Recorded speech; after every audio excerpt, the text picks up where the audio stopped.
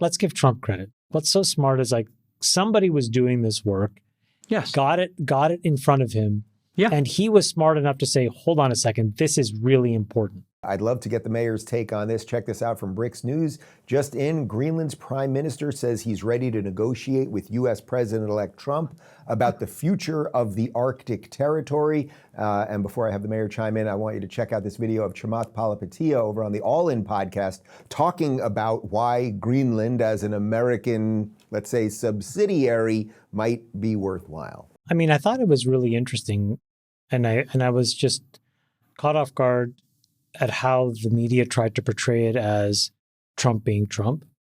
Goofy, whatever, colorful.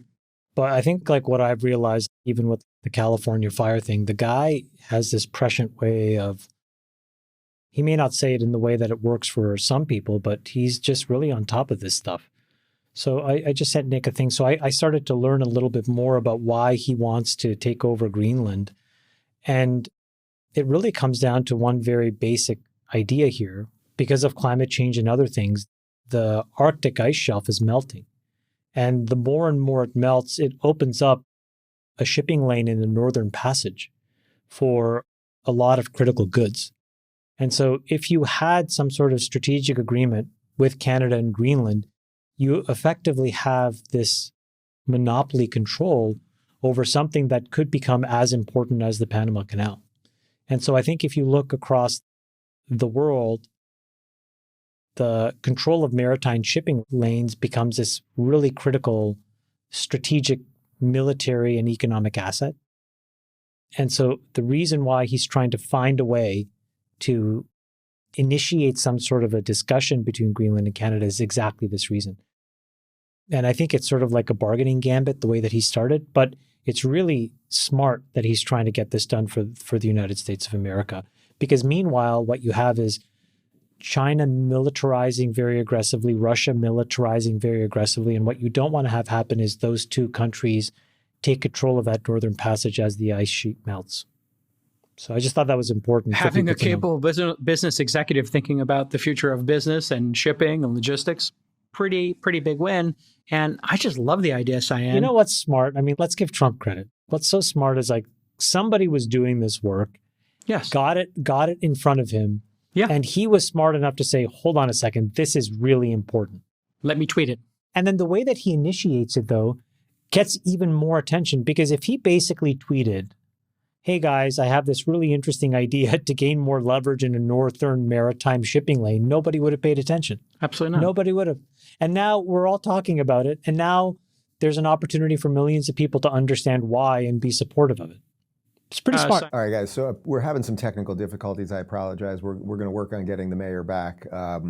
What I wanted him to comment on there, but I think I can handle a bit of it myself while we try to clear that up, is not even the specifics of what Chamath was talking about there, as much as the idea that Trump just says these things, right? Somebody got it in front of him. You know, there's this interesting situation going on with Greenland and these shipping routes, and maybe it would be important. Okay, I think we do have the mayor. Mr. Mayor, I think the video may have dropped for you there, but I really wanted to focus not even on the specific. Oh, you did get it. Okay. So perhaps you want to chime in a little bit on why Greenland's important, but really what I wanted to ask you about that is just the Trump effect in general. You've known this guy for decades. The fact that he's able to just say something like, oh, we'll take Greenland and here's why, and then it just puts it in everyone's head, and then that actually changes the world. I thought if you could talk about that as a leader, and maybe there's some risk reward there. What do you think?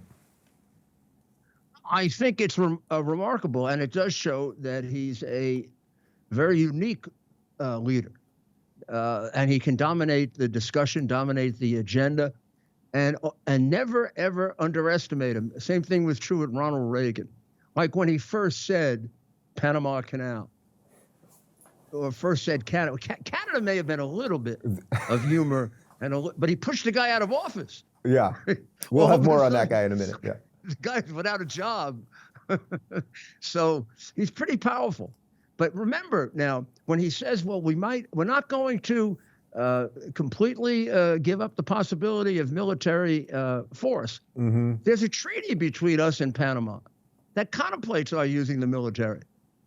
If the canal becomes, in our view, not neutral, and if the canal in any way jeopardizes American security, we don't have to ask Panama's permission. We can use military to throw out whoever is creating the problem. So when he says things and the left press goes crazy, it largely is because he's better educated than they are. And the same thing is true with Greenland. We occupied Greenland during the Second World War. Mm-hmm. These national security concerns with Greenland go back 150 years.